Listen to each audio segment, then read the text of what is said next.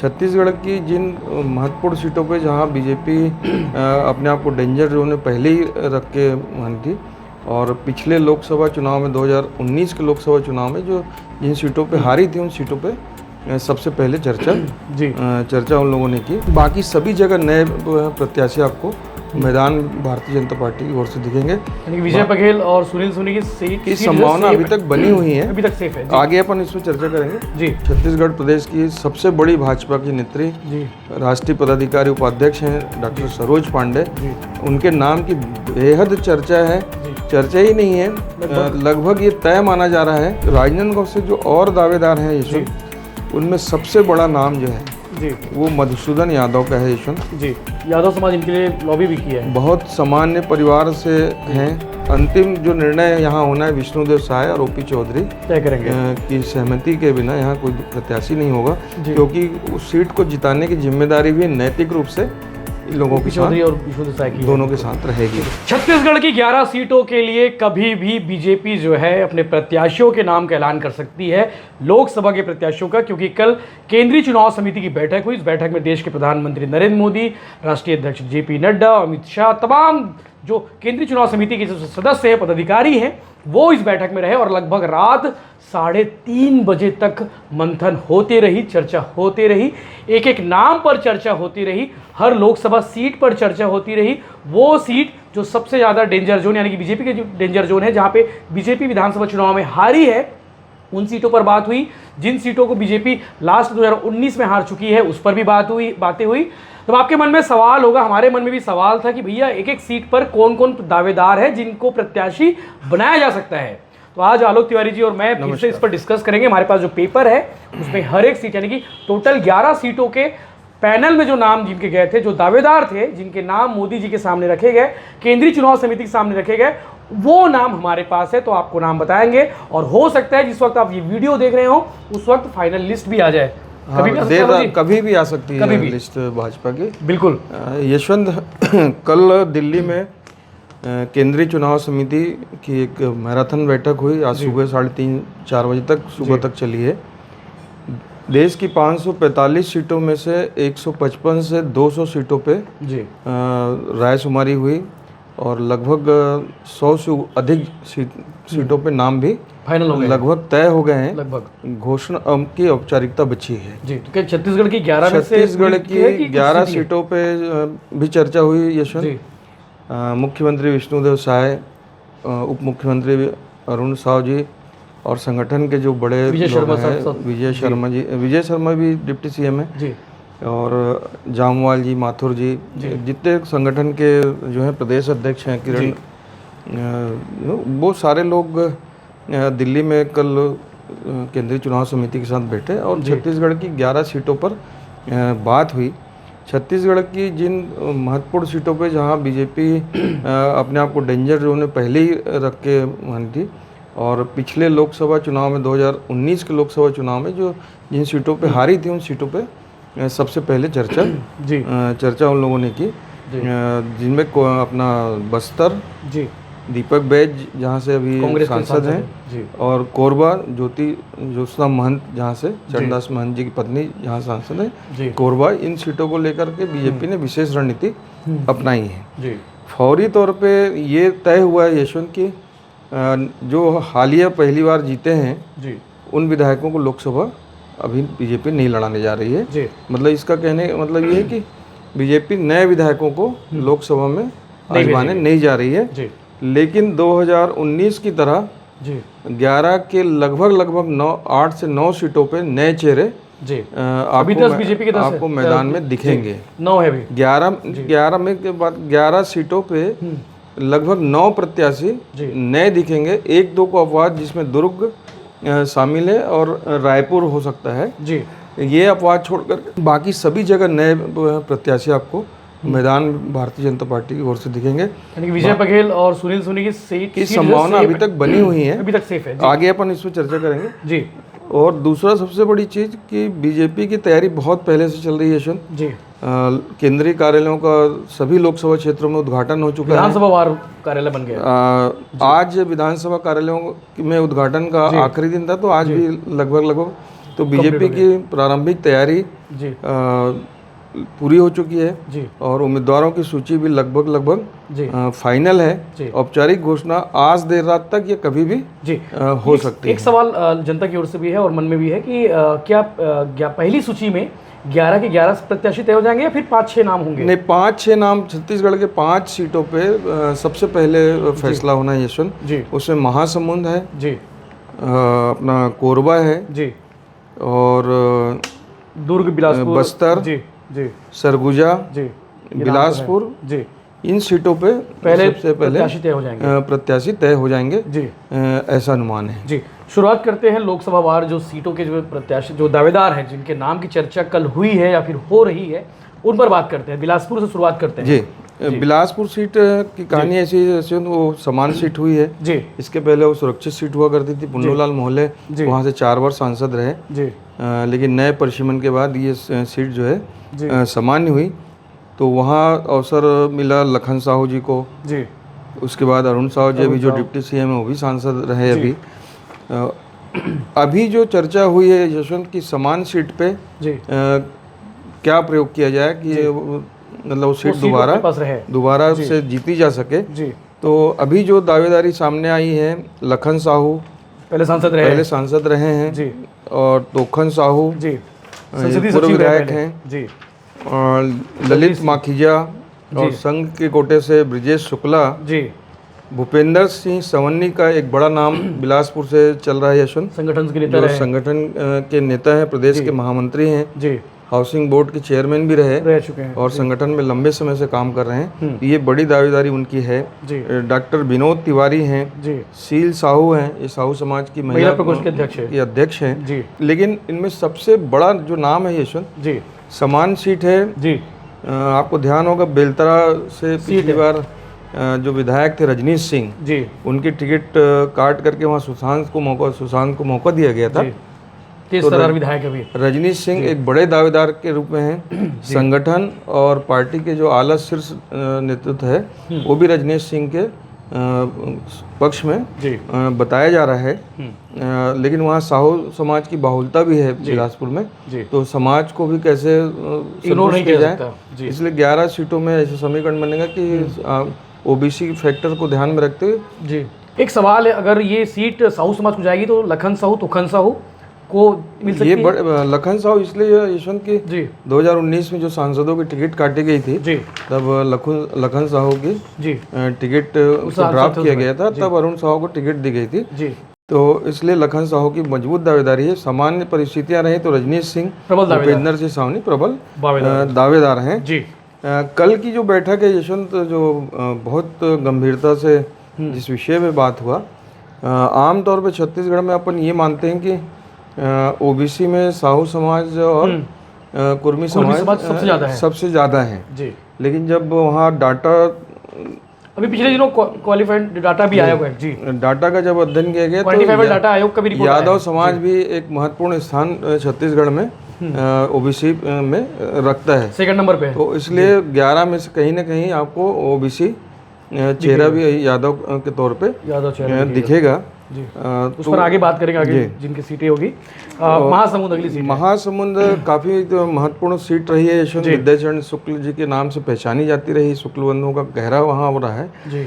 और अजीत जोगी जी भी वहाँ से चुनाव लड़ते, काफी चर्चित चुनाव हुआ था। दोनों चुनाव विद्याचरण जी के साथ, जब विद्याचरण जी भारतीय जनता पार्टी में शामिल हो गए थे तब अजीत जोगी कांग्रेस के वहाँ प्रत्याशी थे और उसी इलेक्शन में अजीत जोगी का एक्सीडेंट भी हुआ था जी। तो वो काफ़ी चर्चित सीट रही है, देश भर में उस सीट की हमेशा चर्चा रही। उसके बाद दोबारा और चुनाव हुआ और दोबारा लड़े, 9 ठोक चंदू साहू वहाँ प्रत्याशी हो गए थे। 11 चंदू साहू थे। लगभग 50-60 वोट से फैसला था, मेरे को ध्यान आ रहा है जी। तो काफ़ी चर्चित सीट रही है। चंदूलाल साहू वहाँ बड़े दावेदार हैं जी, राजिम के पूर्व विधायक रहे हैं, पहले सांसद भी रहे वहाँ के और सांसद भी रहे हैं। लेकिन 2019 में ये भी उसी के भेंट चढ़ गए थे कि नए चेहरों को मौका देने 10 सांसदों की टिकट काट दी गई थी जी। तो इस बार चंदूलाल साहू की लॉटरी लगती हुई दुर्ग लोकसभा के प्रभारी कल आए थे, तो उनके चेहरे में एक मुस्कान थी, लोग उन्हें बधाई भी दे रहे थे। और चुन्नीलाल साहू जो मौजूदा सांसद हैं वो विदावेदार हैं जी। जिला भाजपा के अध्यक्ष राजेश साहू वो भी मैदान में हैं जी। तो ये और एक चीज़ और यशवंत की 2003 में छत्तीसगढ़ सरकार के जो मंत्री रहे पूनम चंद्राकर जी, उनका नाम भी वहाँ पर है जी। एक्चुअली महासमुंद कुर्मी और साहू बहुल इलाका है जी। तो कास्ट को ध्यान में रखते हुए वहाँ फैसला होगा। एक बड़ा नाम अजय चंद्राकर का भी वहाँ आया जो कुरुद से विधायक हैं, तेज तराट विधायक हैं, अभी मंत्री भी रहे। जी। तो अजय चंद्राकर के नाम की भी चर्चा वहाँ हुई है लेकिन पार्टी चाहती है कि उनको विधानसभा में रहने। जी लेकिन चंदूलाल साहू का पलड़ा भी भारी दिखता है वहाँ पर। जी। कोरबा सीट जिसकी चर्चा पूरे प्रदेश और देश में हो रही है। कोरबा नई सीट बनने के बाद वहाँ जो चुनाव हुए यशवंत तो करुणा शुक्ला भारतीय जनता पार्टी की प्रत्याशी रही वहाँ जी। और जांजगीर लोकसभा में लड़ने गई थी। जांजगीर लोकसभा उस समय परिसीमन में जांजगीर लोकसभा हुआ करता था वो जी। तो करुणा शुक्ला वहाँ से भाजपा की प्रत्याशी रही। डॉक्टर चरणदास महंत कांग्रेस से लड़े थे तो वो चुनाव करुणा शुक्ला जी जीत गई थी। बाद में जब ये नया परिसीमन हुआ तो कोरबा सेपरेट हो गया, एक सेपरेट लोकसभा बनी जी। तब करुणा शुक्ला फिर से वहाँ प्रत्याशी हुई और डॉक्टर चरणदास महंत लड़े जी। लेकिन इस बार अपनी हार का बदला लेते हुए डॉक्टर चरणदास महंत ने वहाँ जीत हासिल की थी जी। अभी 2019 के चुनाव में उनकी पत्नी डॉक्टर महंत की पत्नी जो हैं ज्योत्सना महंत वहाँ से सांसद हैं। अभी डॉक्टर महंत खुद शक्ति से विधायक हैं, उसी के लोकसभा में वो सीट विधानसभा आती है। सदन के नेता प्रतिपक्ष है तो नेता प्रतिपक्ष है, विधानसभा के अध्यक्ष रहे जी। केंद्रीय मनमोहन सिंह की सरकार में मंत्री भी रहे जी। तो महंत जी का कोरबा में व्यापक प्रभाव है यशवंत। कोई बड़ा अंतर हार का भी नहीं रहा उनके साथ जैसा हारे भी तो जी। इसलिए काफ़ी मजबूत पकड़ है जी। और बीजेपी सीट को लेकर के बेहद गंभीर है। लोकल जितने भी नाम हैं जी। उनमें एक भी ऐसा नाम भाजपा को अभी नहीं मिला है जी। जो महंत जी को टक्कर दे सके और परिणाम ला सके। इसलिए वहाँ से इस बार छत्तीसगढ़ प्रदेश की सबसे बड़ी भाजपा की नेत्री जी।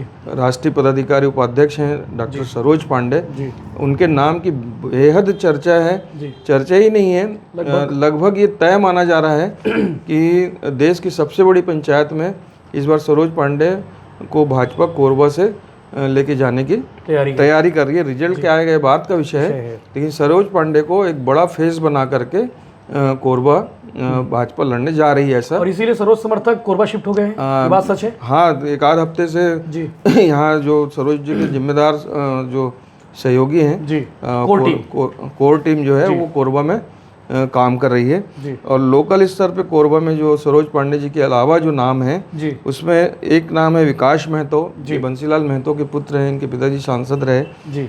पिछले बार इनको लोकसभा में अवसर भी मिला था जी। लेकिन ये जीत नहीं पाए थे जी। विकास महतो हैं, डॉक्टर शर्मा हैं कोरिया से ताल्लुक रखते हैं जी। हितानंद अग्रवाल हैं जी।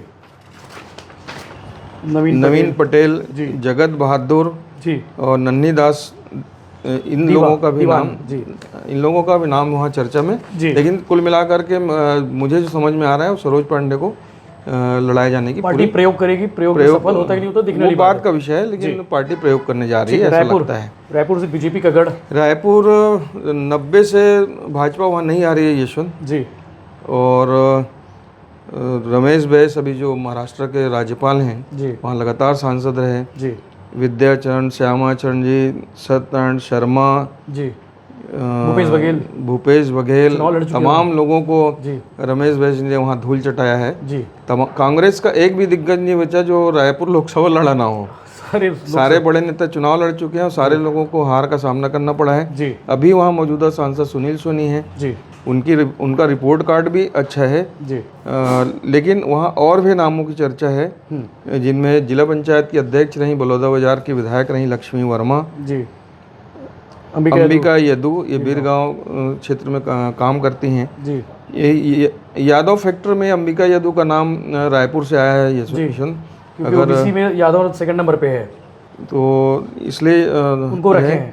और संजय श्रीवास्तव हैं ये अभी महामंत्री हैं संगठन में लंबे समय से काम करते रहे जी। आरडीए के अध्यक्ष भी रहे जी। तो संजय श्रीवास्तव का भी नाम है। केदार गुप्ता भी प्रवक्ता हैं, वो भी दौड़ में शामिल हैं जी। ओम प्रकाश वर्मा एक नया नाम है जी। इन नए नामों के पीछे ये है कि कम से कम चुनाव की चर्चा होनी चाहिए जी, सरप्राइज हो। पार्टी के कार्यकर्ता ये सोचे कि सामान्य कार्यकर्ता को भी अवसर मिल सकता है, इसलिए नए नामों को भी पैनल में रखा गया है। जी। भारतीय जनता पार्टी का एक बड़ा वर्ग मौजूदा मंत्री और रायपुर के कद्दावर नेता बृजमोहन अग्रवाल को भी लोकसभा लड़ाए जाने के पक्ष में है। जी। आपको ध्यान होगा यशवंत 2023 में जब विधानसभा की टिकट बट रही थी तब एक टीवी में मोदी जी के सामने प्रत्याशी जो दावेदार थे उनका प्रेजेंटेशन हुआ था जी।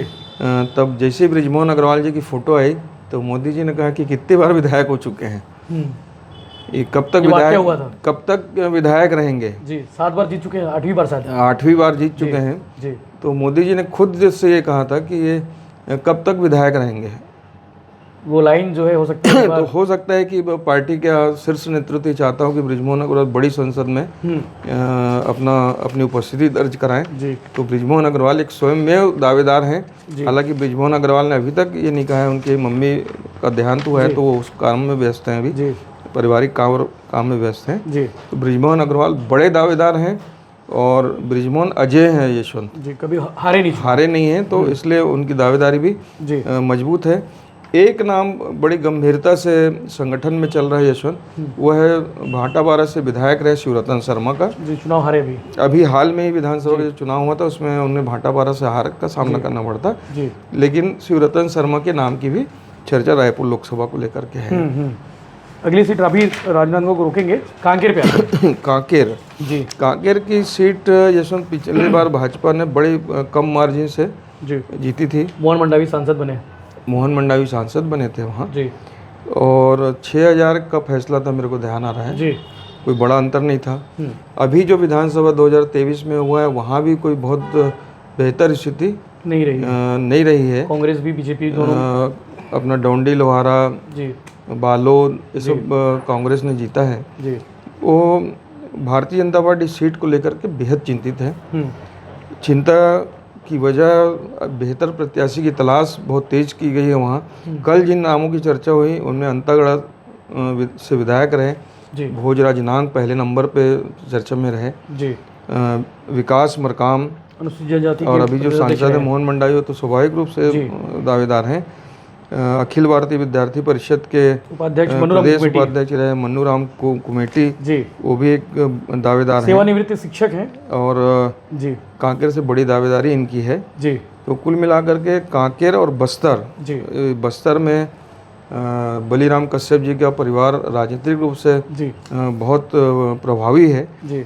और पिछले टाइम दिनेश कश्यप की टिकट वहाँ 10 सांसदों के साथ काट दी गई थी जी। इस बार दिनेश कश्यप पहले नंबर पे हैं यशवंत वहाँ पर जी। और ऐसा पार्टी ये मानती है कि कांग्रेस को और कांग्रेस के जो मौजूदा प्रदेश अध्यक्ष हैं दीपक बैज जी, उनको टक्कर देने के लिए कोई अगर सक्षम है तो वो दीपक बैज दिनेश कश्यप एक अच्छे प्रत्याशी हो सकते हैं। भाई केदार कश्यप मंत्री है भी, हाँ मंत्री भी हैं। दूसरा ओजस्वी मंडावी, ये भीमा मंडावी की पत्नी है, दंतेवाड़ा से ये विधानसभा भी लड़ चुकी हैं। रूप सिंह मंडावी ये जिला भाजपा के अध्यक्ष हैं।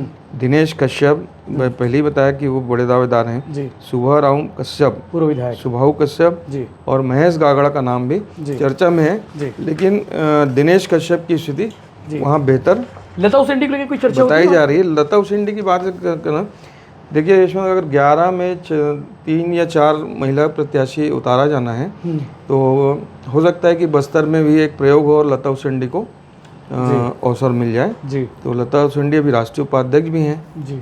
तो लता उसेंडी भी एक बड़ी दावेदार हैं जी। एक सुरक्षित सीट है जांजगीर चांपा, एससी के लिए सुरक्षित सीट है, वहाँ से गुहाराम अजगले सांसद हैं।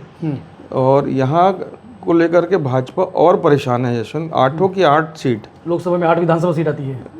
लोकसभा में 8 सीट जो है 2023 में कांग्रेस जीती। कांग्रेस बेहद मजबूत स्थिति में दिख रही है वहाँ। 1 लाख रिपोर्ट खराब है, 1 लाख के आसपास के वोटों का अंतर है बीजेपी और कांग्रेस में, जी। मतलब कांग्रेस लीड में है अगर विधानसभा के मतों को देखा जाए तो इसलिए बीजेपी इसको रेड जोन पे रखी हुई है। और मौजूदा सांसद गुहाराम अजगले का रिपोर्ट कार्ड भी ठीक नहीं है, तो उनकी टिकट कट गई है और वहाँ नए चेहरे को ही मौका मिल रहा है। बसपा का व्यापक प्रभाव उस विधानसभा में है।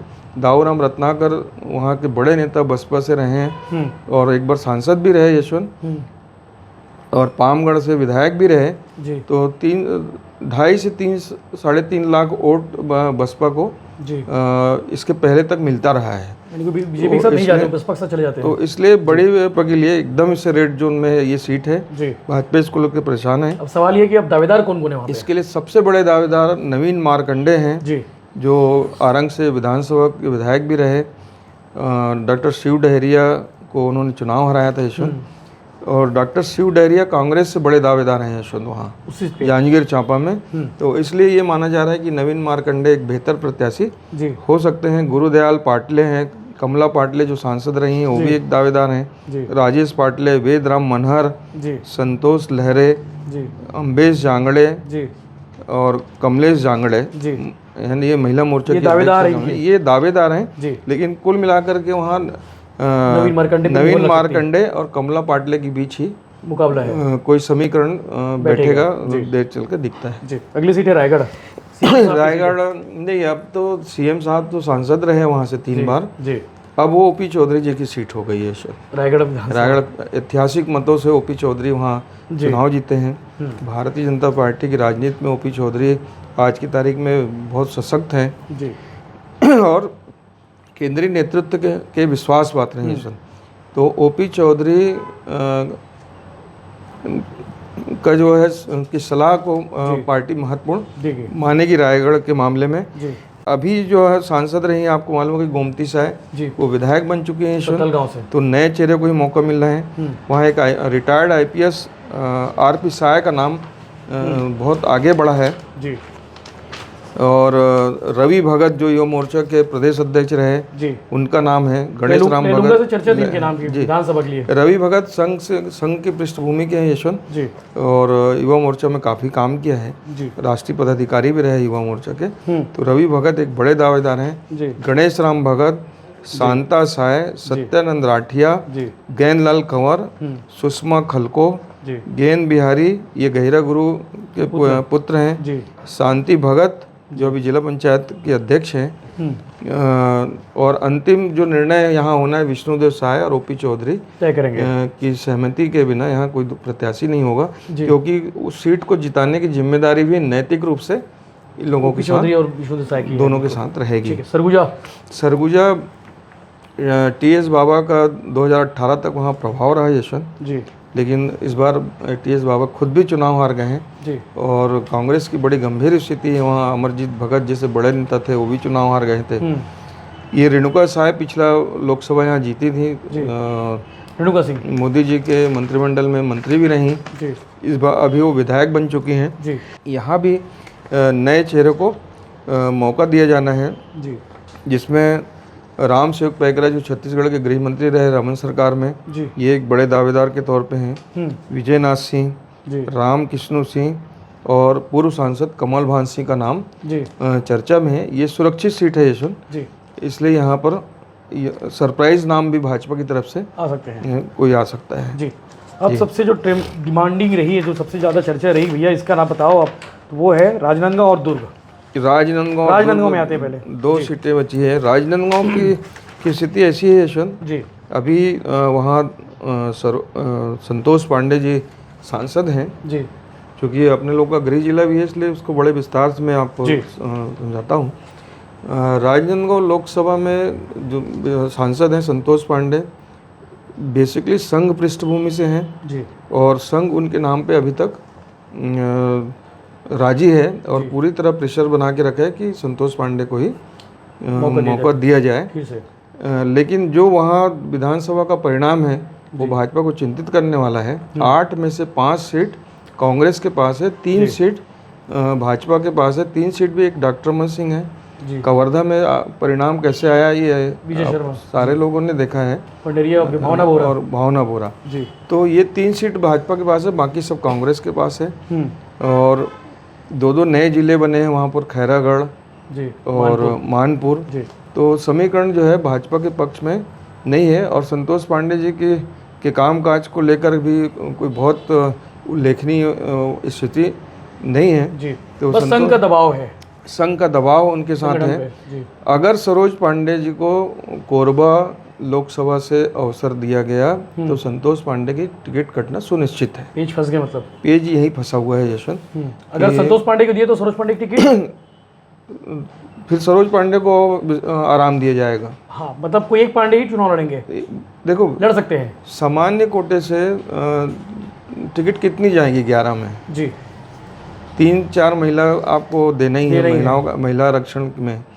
बाकी की सीटें सुरक्षित हैं। जी समान सीटों पे सामान्य वर्ग को देना ही है, जी लेकिन वहाँ ओबीसी का प्रभाव है, भाव है तो उसको इग्नोर नहीं कर तो सकते। उसको इग्नोर नहीं कर सकते। आपको चुनाव जीतना है, जी तो स्थिति बड़ी गंभीर है। ये दोनों समीकरण पेज, बिठाना पड़ेगा। ये पेज फंसा हुआ है यशवंत। कोरबा से अगर सरोज पांडे उम्मीदवार हो रही हैं जी तो संतोष पांडे जी की भूमिका दूसरी तय हो जाएगी। जी और राजनांदगांव से जो और दावेदार हैं यशवंत, उनमें सबसे बड़ा नाम जो है जी वो मधुसूदन यादव का है यशवंत। जी यादव समाज इनके लिए लॉबी भी किया है, बहुत सामान्य परिवार से हैं, पार्षद से सफर शुरू किए। खैरागढ़ राज परिवार को शिकस्त देकर भारतीय जनता पार्टी का ध्वज लहराने वाले मधुसूदन यादव हैं। अभिषेक सिंह जी का राज तिलक करना था, जी इसलिए मधुसूदन यादव की बलि ले ली गई थी। मैं पहले भी बलिदानी। जी है ना, जी राजनीतिक रूप से उनका कोई संरक्षक ऊपर नहीं है, जी इसलिए मधुसूदन यादव की टिकट काट करके अभिषेक सिंह को वहाँ से लड़ाया गया था। जी लेकिन 2019 में जी अभिषेक सिंह की भी टिकट कटी जी 10 सांसदों के साथ में, जी और संतोष पांडे को मौका मिला था। जी लेकिन मधुसूदन यादव की लोकप्रियता, जी ओबीसी चेहरा जी और यादव समाज की बहुलता प्रदेश में जिस हिसाब से गणना हुई वहाँ बैठे हुए 25% चर्चा डाटा है हुई, आपका। तो मधुसूदन यादव एक बड़े दावेदार के रूप में है। जी अभिषेक सिंह खुद भी दावेदार हैं, रमन सिंह का के पुत्र हैं, और उनका सपोर्ट भी उनके साथ है। जी और कोई सरप्राइजिंग नाम इनमें? सरप्राइजिंग नाम बाकी चर्चा ही हो रही है। ये नीलू शर्मा भी एक नाम है। नहीं, नीलू शर्मा तो स्थापित नाम है यशवंत, सरप्राइजिंग नाम नहीं है। जी पहले से है चर्चा में। नीलू शर्मा के पिताजी अशोक शर्मा जी वहाँ से सांसद रहे, जी और भारतीय जनता पार्टी के बहुत सीनियर नेता हैं। जी पार्टी में उनका सम्मान भी है अशोक शर्मा जी का। तो नीलू शर्मा भी संगठन में लगातार सक्रिय रहते हैं। तो नीलू शर्मा एक दावेदार हैं वहाँ पर। एक चीज़ और सामने आ रही वहाँ पे कि कवर्धा से संतोष पांडे आते हैं, और लोकसभा राजनांदगांव कवर्धा भी टच में, दोनों हैं। कवर्धा मान ये चाह रहे हैं कि राजनांदगांव लोकसभा के राजनांदगांव से हो प्रत्याशी। हाँ, pressure है। ये तो प्रेशर इसलिए भी है यशवंत कि कांग्रेस में जो नाम चल रहा है वो एक हेमा देशमुख जी हैं, महापौर जी हैं, कुलवीर छाबड़ा जी हैं। तो कांग्रेस अगर राजनांदगांव शहर से दी तो फिर मुकाबला वहाँ फिर क्षेत्र कवर्धा वर्सेस राजनांदगांव हो जाएगा, मुकाबला क्षेत्र का हो जाएगा, पार्टी का नहीं होगा। पार्टी का नहीं होगा। तो राजनांदगांव भारी पड़ सकता है। अच्छा, दूसरा सबसे बड़ा विषय ये है यशवंत कि भूपेश बघेल जी का नाम राजनांदगांव लोकसभा से कांग्रेस की ओर से बहुत तेजी से चल रहा है और गंभीरता से चल रहा है। गंभीरता चल रहा है। पार्टी अगर सीरियसली बड़े नेताओं को लड़ाने का फैसला लेगी तो भूपेश बघेल की पहली पसंद राजनांदगांव सीट ही होगी। राजनांदगांव सीट होगी तो मुकाबला रोचक और दिलचस्प हो जाएगा। भूपेश बघेल से मुकाबला करना है वहाँ। जी जिले के निर्माता हैं जी, ओबीसी के बड़े चेहरा हैं, छत्तीसगढ़ के मुख्यमंत्री रहे। तो ऐसे में मजबूत प्रत्याशी वहाँ अगर कोई दिखता है तो वो मधुसूदन यादव या अभिषेक सिंह। चलिए ठीक है। सबसे डिमांडिंग सीट जो है दुर्ग, जिसका किला अभी ढहाने की बात है, कांग्रेस के लिए, बीजेपी के लिए। दुर्ग को लेके बड़ा आश्वस्त हूँ जी। विजय बघेल एक अपवाद हैं जिनकी टिकट को लेकर के कोई संशय नहीं है मेरे को। जी विजय बघेल पार्टी के पूरे भरोसे पे खरा उतरे हैं। जी पाटन से मुख्यमंत्री के खिलाफ उन्होंने तगड़ा मुकाबला किया। ठीक है, हार जीत तो अपनी जगह है, लेकिन जैसा लड़ा जाना चाहिए वो चुनाव लड़ा गया वहाँ पे। तो विजय बघेल और 5 साल सक्रिय भी रहे, जी लोगों के सुख दुख में शामिल होते रहे हैं। तो विजय बघेल कमज़ोर कतई नहीं है। जी हालांकि सामाजिक बहुलता की वजह से दीपक ताराचंद साहू जी का नाम पैनल में रखा गया है और चर्चा भी है। जी सरोज पांडे जी का नाम भी दुर्ग से है, जी पर चूंकि कोरबा में पार्टी एक नया प्रयोग करना चाह रही है, उस सीट को किसी भी स्थिति में जीतना चाह रही है, तो एक बड़े नाम को ले जाके वहाँ प्रयोग करना चाह रही है, इसलिए सरोज पांडे का नाम कोरबा चल रहा है। लेकिन दुर्ग लोकसभा में भी जी सरोज की दावेदारी है जी। तो ये स्थिति है जी। जितेंद्र वर्मा भी हैं, वो भी जिला भाजपा दुर्ग के अध्यक्ष हैं यशवंत, काफी मेहनत भी किए हैं। दुर्ग शहर से टिकट मांगे थे लास्ट टाइम, दुर्ग से भी मांगते रहे हैं, पाटन से भी वो विधानसभा के दावेदार रहे हैं जी। और संगठन के प्रति समर्पित नेताओं में उनकी छवि है। जी। अगर विजय बघेल जी के स्थान पे कोई कुर्मी समाज को अवसर देना है तो जितेंद्र वर्मा ऑप्शन में एक बड़े ऑप्शन के तौर पे हैं जी। अपने यहाँ भिलाई भाजपा के जो अध्यक्ष हैं वीरेंद्र साहू जी, अध्यक्ष रहे हैं पहले जी, है ना, उनका भी नाम इस दौड़ में शामिल है। कुल मिला के पैनल और उम्मीदवार लगभग तय हो चुके हैं। बस औपचारिक घोषणा बाकी है। पहले 5 से 6 सीट की घोषणा होगी जी, उसके बाद आचार संहिता के बाद, और 11 में से 3 से 4 सीटें जो है महिला को दी, 3 से 4 सीट महिला के खाते में जा रही है, ऐसा दिखता है मुझे जी। टोटल 11 सीटों के सभी दावेदार यानी कि अभी उम्मीदवार नहीं हुए, दावेदार जो टिकट मांग रहे हैं, जिनके नाम पैनल में रखे गए थे, उन नामों पर चर्चा हो गई। हर सीट पर अच्छे से बातचीत हो गई, अच्छे से डिटेल में आलोक तिवारी जी ने समझा भी दिया, बता भी दिया। आपको हमारी बातचीत कैसे लगी और आपके हिसाब से आपके लोकसभा क्षेत्र में कौन दावेदार हो सकते हैं, कौन उम्मीदवार हो सकते हैं, माफ़ कीजिएगा, उनके नाम आप हमें कमेंट जरूर करिए। आगे और भी आपको अपडेट्स मिलते रहेंगे, चैनल को सब्सक्राइब कर लीजिए। बहुत जल्द आप 9 लाख भी कर दीजिए, इसके लिए आप सबका ढेर सारा प्यार आशीर्वाद यूँ ही मिलते रहे। जय हिंद, जय जवाहर, जय छत्रपति।